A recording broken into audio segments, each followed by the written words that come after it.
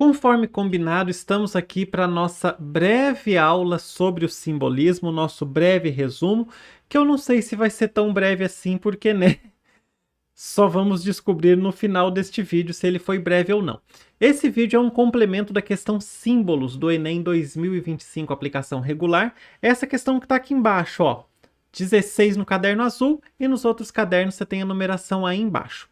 Então vamos para o nosso breve resumo sobre o simbolismo, que acho que eu até comentei no vídeo anterior, no vídeo da questão, que eu não gosto muito do simbolismo, porque eu acho ele meio meh, principalmente aqui no Brasil. Lá na Europa nem tanto, mas aqui no Brasil foi um movimento muito curto, de 1893 até 1902, 9 anos só, entre o parnasianismo e os movimentos modernistas, e aí eu acho que ele ficou meio perdido ali, era uma galera que não estava muito sabendo o que fazer. Ah, vamos ver o que está acontecendo na Europa? Vamos. Aí vira aquele movimento de oposição ao parnasianismo, que ainda assim busca elementos do parnasianismo, fica um negócio meio capenga. Estranho, eu não gosto, particularmente. Bom, qual que é o contexto histórico para a gente começar? O contexto histórico do simbolismo. O simbolismo ele foi um movimento artístico, literário que surgiu na Europa em meados do século XIX, especialmente na França. Sempre é na Europa, né? As coisas surgiam naquela época. Ele era uma reação ao realismo e naturalismo. Enquanto o realismo e o naturalismo buscavam apresentar a realidade de forma direta, aquela realidade nua e crua que a gente sempre fala, o simbolismo ele é o contrário. Ele já propõe uma literatura mais subjetiva, uma literatura que vai explorar mais o mundo interior do autor, do poeta, do artista no geral. Então, os sentimentos ocultos, as dimensões espirituais, os sonhos, tudo isso da experiência humana é que agora é o foco da arte. No Brasil, o simbolismo ele se consolidou a partir de uma publicação do Cruz e Souza em 1893. E aí a gente marca o fim do parnasianismo e a transição para o modernismo. Por isso que eu falo que é um movimento meio capenga, que eu acho que é um movimento de transição. E aí no Brasil a gente tem autores como Raul Pompeia, Misael Ferreira, o Alfonsos de Guimarães. É assim mesmo que escreve. Alfonsos, Alphonsus, de Guimarães. É assim mesmo. Pode jogar aí no Google para você ver. E a gente tem a Gilca Machado, que é a autora do nosso poema aqui, ó. O nosso poema Símbolos, que a gente vai voltar nele daqui a pouquinho para ver mais detalhes, tá bom?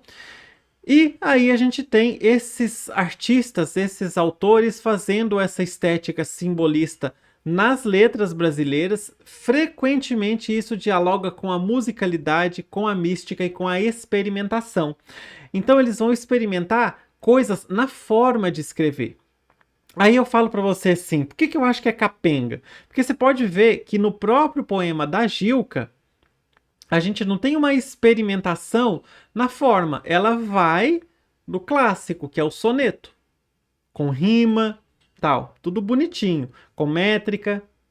Ela, eu vou experimentar. Ela até assim faz uma coisa legal que é a ideia não termina no fim do verso. A ideia continua no verso anterior. Isso aí, beleza. Isso aí é um negócio legal. Então, ó. Eu e tu, ante a noite, o amplo desdobramento do mar continua na linha de baixo. Então, isso aí já é meio que. É soneto, mas vamos dar uma coisinha legal aqui nesse soneto. Vamos fazer uma coisinha diferente aqui. Certo? Bom, as principais características do simbolismo. Vamos lá.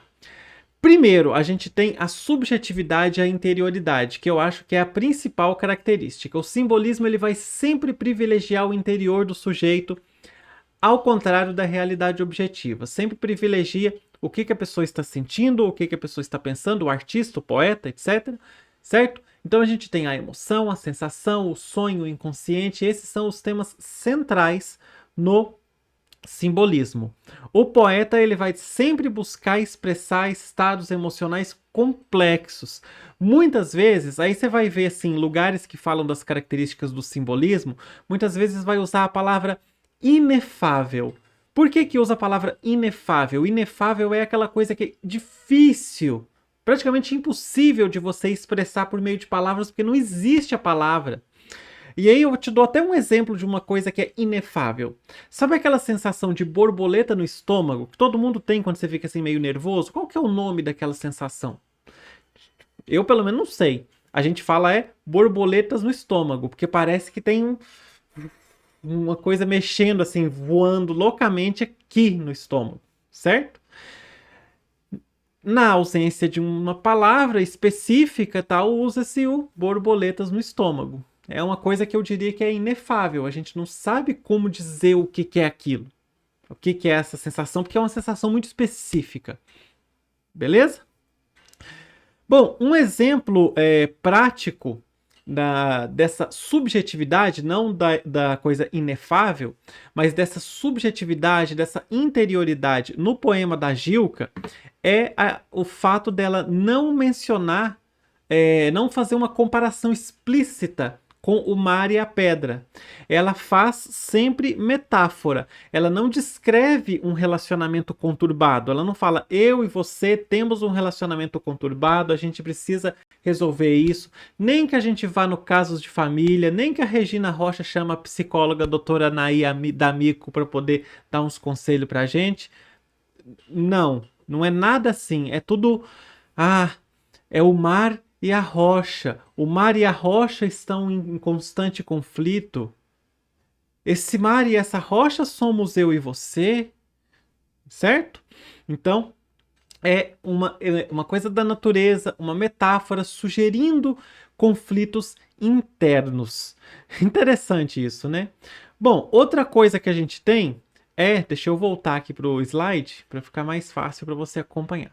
Outra coisa que a gente tem é o uso de símbolos e metáforas, que eu até já adiantei para você agora. Então, eles não utilizam símbolos convencionais para comunicar as ideias deles racionais. Tipo, se eu quero falar que eu estou triste, eu falo, eu estou com lágrimas nos olhos. Estou triste. Eles não vão usar esse tipo de coisa muito na cara. Os símbolos, então, eles vão funcionar como um portal para um significado múltiplo, um significado ambíguo. Vai trazer sensações e intuições que vão além de uma lógica do discurso, de uma lógica objetiva. Então, por exemplo, a água, o mar, como a gente viu na Gilca Machado, representa o fluxo emocional, representa a mudança, representa o desejo, representa uma coisa volúvel, né? Uma coisa que está em constante mudança. A rocha e a pedra vão representar, além da solidez, né? Uma coisa dura, rígida, vão representar o sofrimento, vão representar o fato de ser algo imóvel, também pode representar resistência. A noite representa o quê? Melancolia, um mistério, a morte, a transcendência, a vinculação com coisas ocultas. A luz, o luar, representa o quê? A esperança, a espiritualidade, certo? Flores, a beleza passageira, como que as coisas são belas, mas passam rápido. O desejo, a morte. Então, você tem símbolos que vão. Você consegue assim, do jeito que você preferir. Se eu quero usar as flores para representar a morte, beleza, é uma coisa mais, sei lá, comum, porque você coloca flores ali no túmulo, né? Se eu quiser usar as flores para representar também o renascimento, talvez eu possa usar, porque às vezes a planta ela seca durante um período, depois ela brota novamente. Então você consegue explorar coisas diferentes dentro de um mesmo símbolo, ok?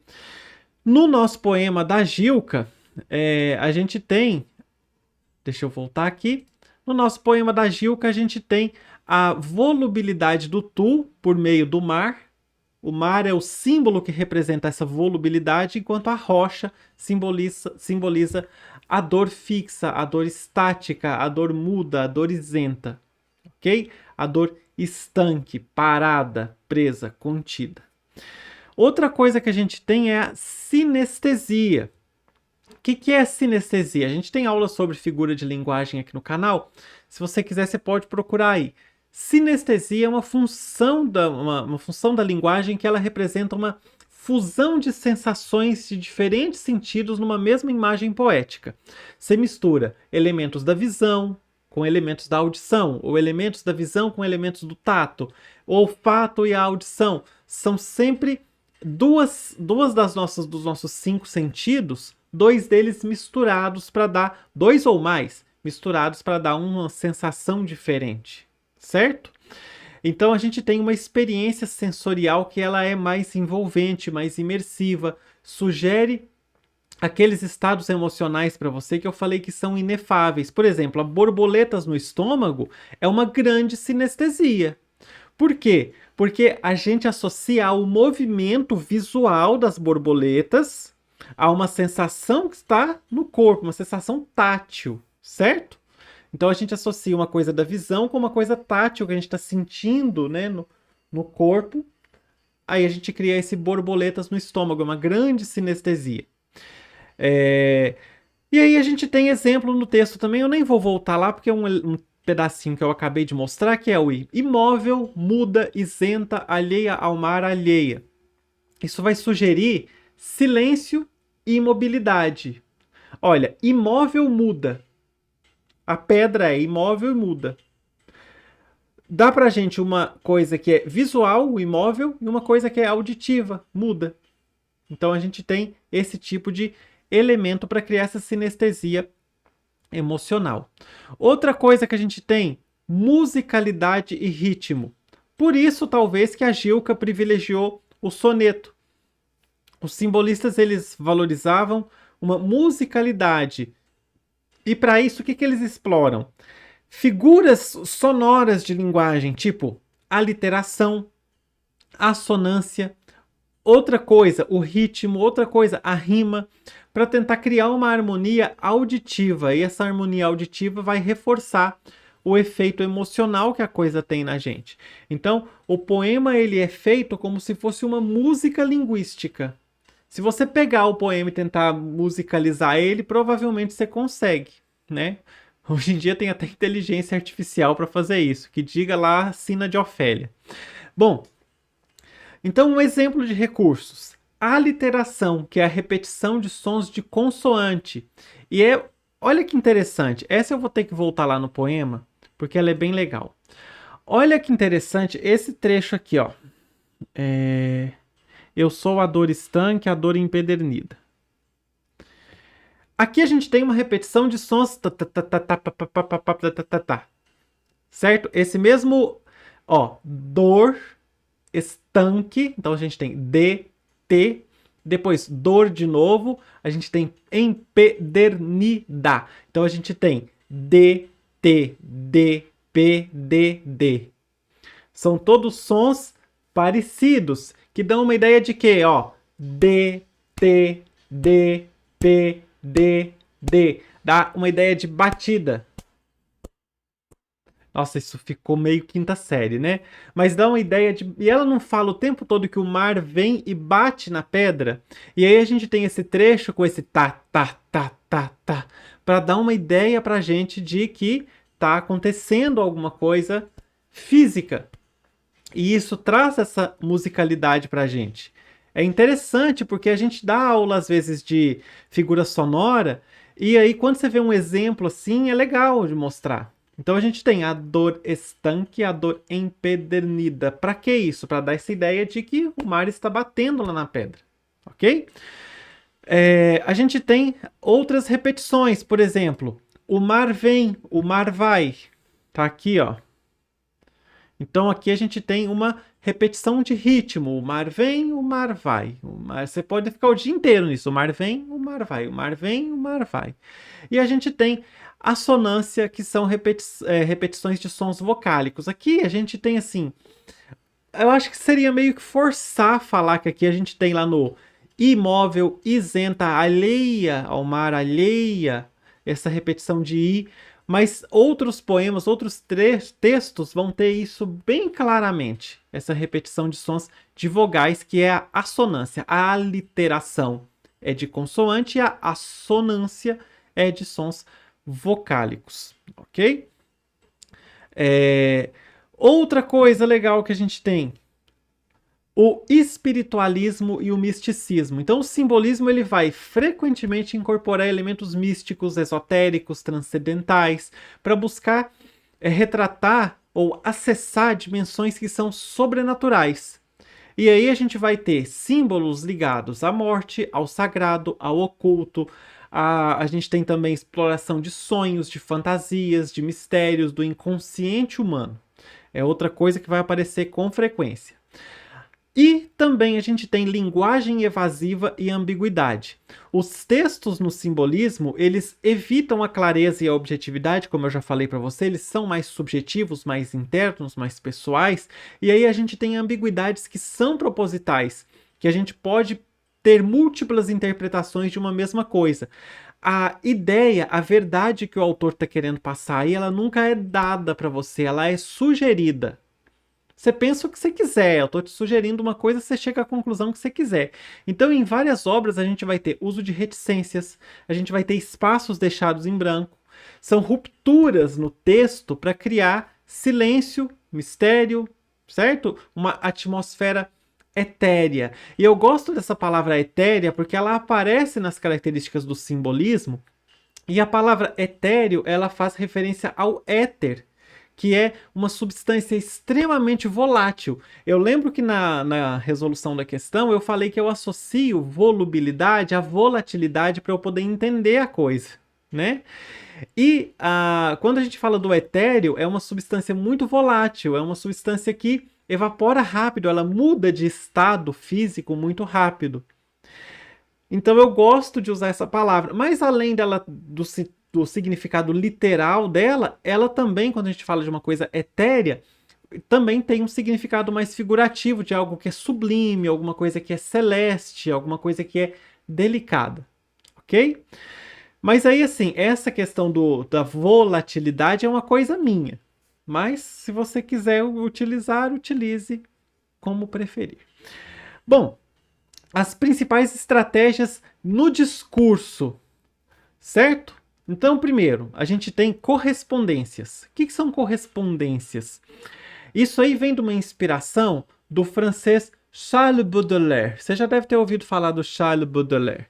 Os simbolistas, eles acreditavam em correspondências entre determinados domínios, e disso muito vem o que a gente viu lá na sinestesia.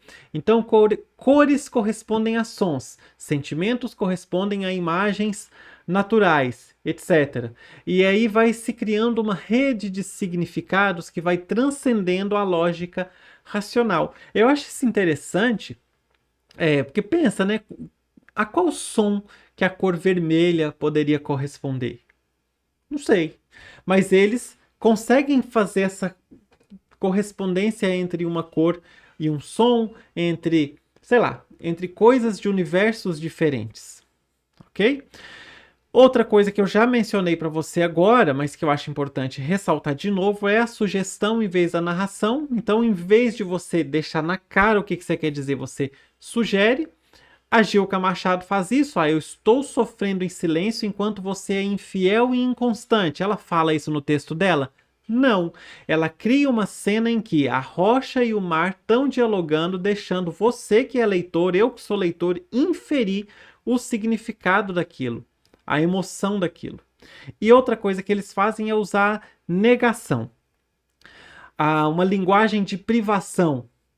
A gente tem no texto da Gilca, né, isenta, muda, alheia. Não que isso seja negação, mas isso é uma privação, isso é uma coisa negativa de alguma forma. Isenta, muda, alheia, reforça um estado emocional de isolamento, de sofrimento. Certo? Agora, vamos fazer uma análise prática aqui no poema. Eu vou voltar aqui para o poema e a gente vai analisar algumas coisas aqui, ó. Vamos ver como que vários elementos que a gente falou vão aparecer aqui, certo? Então, ó, aqui a gente tem o verso. Deixa eu apagar aqui. Esta rocha, este mar, a minha vida e a tua. O símbolo. A rocha sou eu. O mar é tu, você. Então, esses são os dois principais símbolos que a gente tem aí. A gente tem Musicalidade. Olha como a gente tem uma repetição de M também. E o M ele tem né? Quando eu falo muito, menos, mais, música. Observa que o M ele tem um som de Tá dando, eu não sei se o microfone tá pegando bem. Tá parecendo uma vaca, né? Então, ele tem esse som que ele dá uma base, como se fosse um baixo, sei lá, um som mais grave. Então, olha, esta rocha, este mar, a minha vida e a tua. O mar vem, o mar vai, maltrata, mágoa, muda. É sempre nesse tom meio baixo. Eu e tu ante a noite, o amplo desdobramento do mar, fero a estourar de encontro à rocha nua. É o tempo todo, é MN, um símbolo. Descubro aqui neste momento, esta rocha, este mar, a minha vida, a tua. Essa repetição ela transita entre a aliteração e a assonância, porque o M ele é um som meio ele não é um som de tanto na explícito de consoante quanto aquele que a gente viu lá no final. O M ele dialoga muito entre a consoante e a vogal, porque ao mesmo tempo que a gente tem o mar, minha, a gente tem o amplo desdobramento, hein? Certo? É interessante isso aí, e é sempre nesse tom baixinho, é sempre nesse tom grave, certo? Assim, é meio viajado isso, que você pode pensar assim, não, o professor tá viajando demais, mas você consegue perceber que tem uma coisa que é intencional nisso aí? A gente pode até falar assim, mas se eu quiser ler, eu entre tu ante a noite, pode, mas a intenção dela quando ela escreveu não era essa, a intenção era que a gente fosse lendo. Eu e tu ante a noite e o amplo desdobramento, sempre nesse tom grave. Do mar fero a estourar de encontro à rocha nua. Um símbolo descubro aqui neste momento. Sempre fechado, né? Tudo com som muito fechado. E aí a gente tem então essa musicalidade bem interessante. A sinestesia, a gente tem lá no final a rocha a emergir de um côncavo de areia. Então a gente consegue criar uma imagem visual da rocha saindo de um pouquinho de areia ali, de um buraco de areia. A rocha a emergir de um côncavo de areia imóvel, muda, isenta ao mar, alheia. A gente consegue ter a visão misturada com a sensação tátil, que é a rocha emergindo. A gente tem o sonoro misturado por causa do muda. Ambiguidade. A rocha nesse texto, toda vez que eu falo a rocha, eu lembro, né? A rocha. A rocha aí nesse texto pode ser tanto a imobilidade dolorosa, como a gente viu, quanto a resistência, porque a gente vê que o eu lírico aí, ele tem uma certa resistência. Ok? Olha que até esse alheia ao mar dá meio que uma ideia de ignorando tudo isso que está acontecendo. Eu estou alheio a isso. Certo? Então a gente tem uma ambiguidade aí. Essa rocha, afinal de contas, ela está sofrendo calada ou ela simplesmente quer ficar assim? Tipo, o eu lírico. O eu lírico é uma pessoa que está em sofrimento, tá resignada com a coisa, ou é uma pessoa que simplesmente optou, não, eu quero ficar assim. Tipo, beleza. A gente fica meio que nessa dúvida. A gente pode pensar também na transcendência, porque essa rocha emergindo desse côncavo de areia, né? Por que usou emergir? Que emergir é sair de alguma coisa. A rocha ela não anda, ela está parada, né?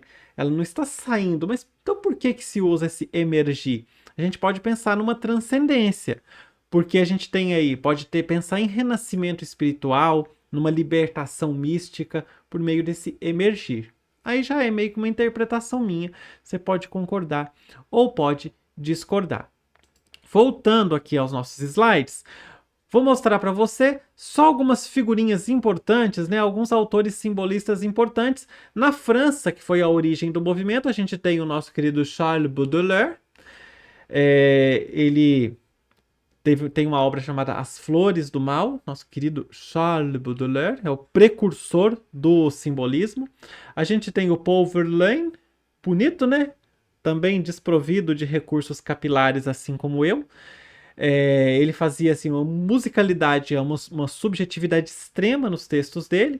E a gente tem o Stéphane Mallarmé. Não é Stephanie, não, né? Eu sou Stephanie no meu CrossFox. Não é Stephanie, não. É Stéphane Mallarmé. Certo? Que fazia muita experimentação na forma. No Brasil, a gente tem Cruz e Souza, que é o primeiro grande simbolista brasileiro, explorou muito a angústia existencial e a mística. A gente tem a Gilca Machado numa foto belíssima, que beleza essa foto, que fez um simbolismo lírico, trouxe a experiência feminina e ela tem uma subjetividade mais refinada. E a gente tem o Raul Pompeia, que fez uma prosa mais psicológica. Legal, né? E tem outros, né? Eu não quis colocar o Alfonso de Guimarães aí, não. Vou deixar para você pesquisar um pouquinho sobre o Alfonso de Guimarães. Então, em resumo é isso. O simbolismo, ele fez o quê? Ele marcou uma revolução na literatura, enquanto ele priorizava sugestão acima da descrição, acima da narração, o interior acima do exterior, o espiritual acima do material. Ok? Bom, esse foi o complemento à nossa questão da Gilca Machado, a nossa questão símbolos. Eu espero que você tenha gostado. Não esquece de deixar seu like aí, seu like ajuda demais da conta. Deixa seu like e é isso. Um beijo para você, até a próxima. Tchau. Lembrando que essa é a série Aprenda Mais, sempre com conteúdos aí relacionados às questões que apareceram no Enem. Fui.